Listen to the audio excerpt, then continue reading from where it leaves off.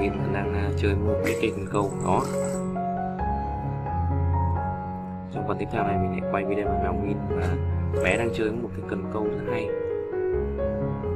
Còn đây là cái cao móng.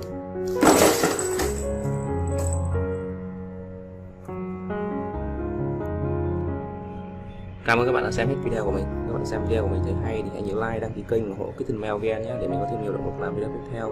Đây là bé mèo Min, bé đang nằm chơi trên sân.